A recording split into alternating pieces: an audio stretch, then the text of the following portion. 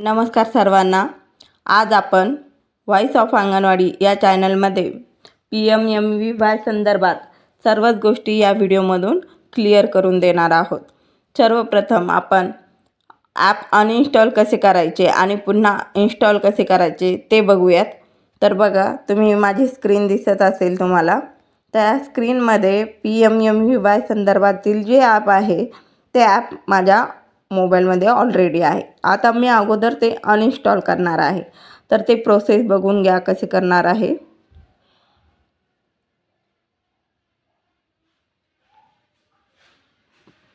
तुम्ही बघू शकता आता माझ्या मोबाईलमधले ते ॲप गेलेले आहे।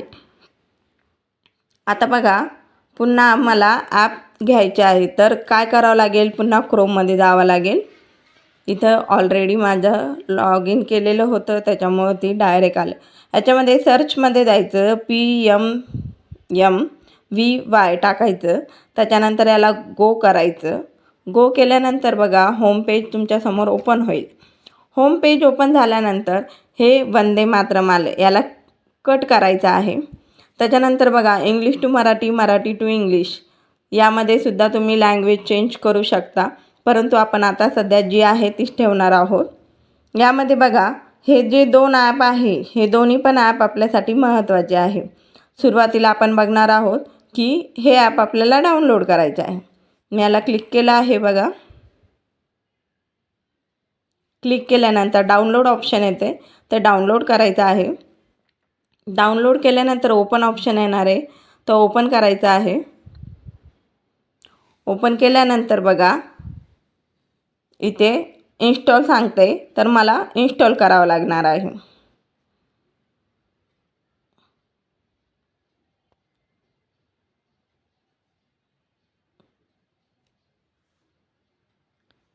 तुम्ही बघू शकता ॲप इन्स्टॉल झालेला आहे, तर याला डन करायचं, बरोबर आहे। डन केल्यानंतर पुन्हा बॅक जायचं आहे, बरोबर। आता एक ॲप आपण इन्स्टॉल केलं आहे, आता आपल्याला दुसरं पण ॲप इन्स्टॉल करायचं आहे, बरोबर। तर ते आहे आधार फेस RD, याला क्लिक करायचं। क्लिक केल्यानंतर प्ले स्टोअर ओपन होतं। आता मी ऑलरेडी इन्स्टॉल केलेलं आहे, त्याच्यामुळं हे अनइन्स्टॉल दाखवते। जर मी हे अनइन्स्टॉल केलं, बघू शकता मी करून दाखवत तुम्हाला। अनइन्स्टॉल केल्यानंतर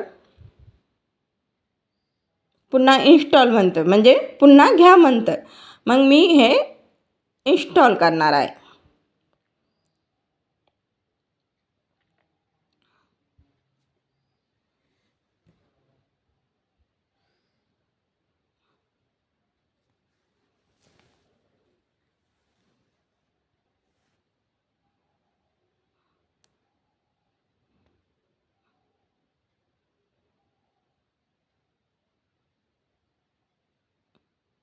तुम्ही बघू शकता ॲप इन्स्टॉल झालेले आहे।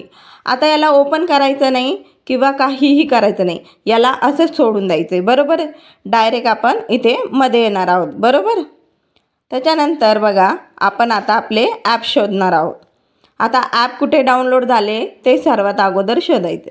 आता बघा माझे ॲप इथे डाउनलोड झालेलं आहे, तर मी अगोदर त्याला साईडला घेते।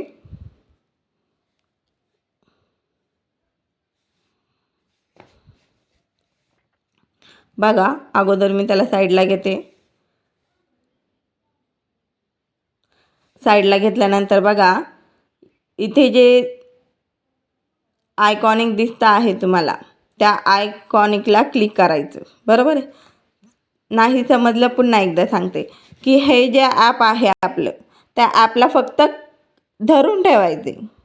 धरून ठेवलं आहे, हे बघा सोडलं तर ते जातं। धरून ठेवल्यानंतर हा डायलॉग बॉक्स येतो। डायलॉग बॉक्स आल्यानंतर ते म्हणते अनइन्स्टॉल करा, तर आपल्याला अनइन्स्टॉल नाही करायचं आहे। आपल्याला हा आयचा जो ऑप्शन आहे, काही लोकांच्या मोबाईलमध्ये इन्फो नावाने ॲप ते येणार आहे आणि काही याच्यामध्ये आयचे चिन्ह येणार आहे, तर या चिन्हावर क्लिक करायचे, बरोबर आहे।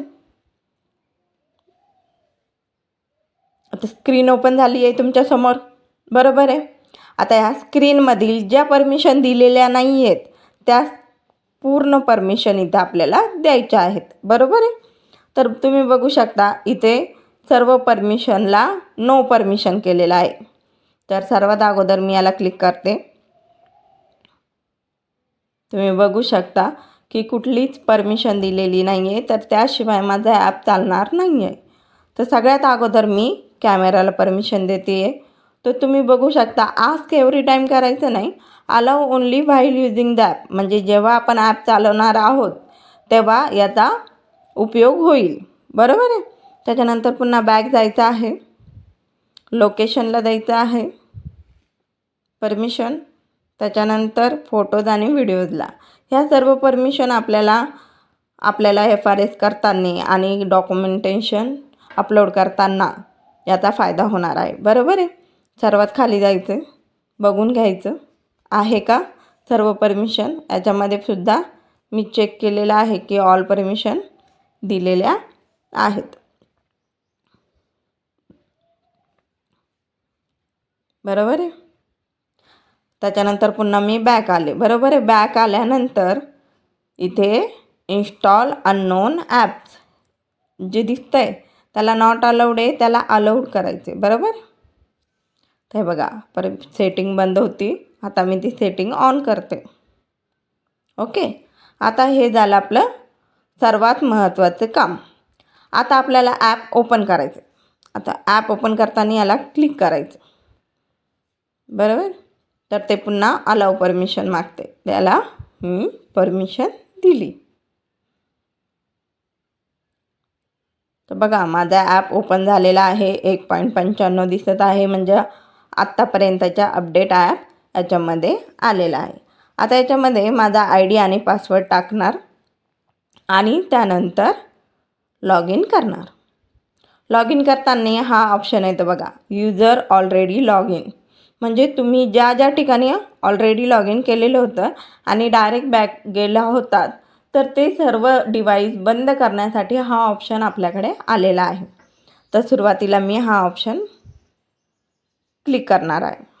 केल्यानंतर इथे माझा अंगणवाडीचा कोड क्रमांक आला, त्यानंतर इथे माझा मोबाईल नंबर आला. आता मोबाईल नंबर कोणता टाकायचा, ज्यावर तुमचा OTP येणार आहे तोच क्रमांक इथे टाकायचा. बरोबर आहे.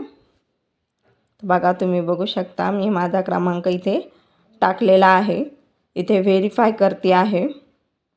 व्हेरीफाय केल्यानंतर माझ्या मोबाईलला OTP येणार आहे. OTP आल्यानंतर मी इथे तो OTP सबमिट करणार आहे.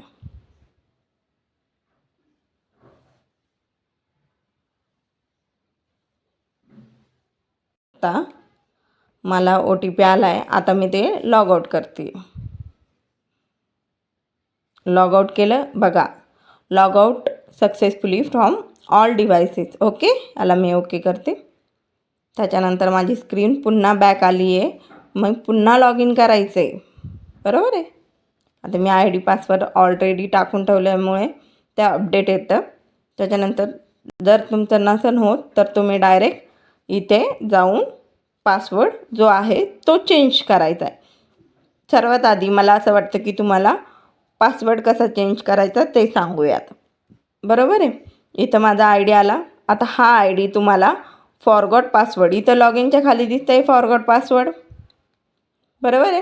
चला तुमच्यासाठी हा पासवर्ड आपण पुन्हा सेट करूयात. Forgot password.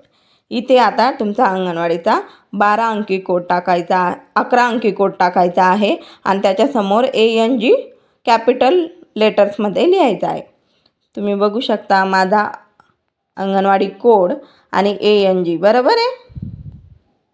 तर आता याला करायचं आहे व्हेरीफाय. व्हेरीफाय केल्यानंतर तुमच्या मोबाईलवर ज्या मोबाईलवर OTP आला तो मोबाईल क्रमांक इथे टाकायचा आहे. ओके. आता बघा मला OTP आला ना, बघू शकता इथे मी OTP टाकत आहे. तुमचा जो काही OTP असेल तो OTP इथे टाकायचा आहे, सबमिट करायचा आहे. बरोबर आहे. आता ते काय म्हणतात की नवीन पासवर्ड क्रिएट करा. बरोबर आहे. नवीन पासवर्ड क्रिएट करताना समोरचे 3 ते 4 अक्षर तुम्ही काय करायचं आहे, सर्वात अगोदर तुम्ही पहिलं अक्षर हे कॅपिटल ठेवायचं, नंतर बाकीचे अक्षर हे स्मॉल ठेवले तरी चालतील. त्यानंतर @ करायचं आहे आणि जे काही तुम्हाला टाकायचे 1 2 3 4, आता मी ऑलरेडी 1 2 3 4 टाकलेलं होतं, त्याच्यामुळे मी काय करते 5 6 7 8 टाकते. ओके, बघा RAJ @ 5 6 7 8.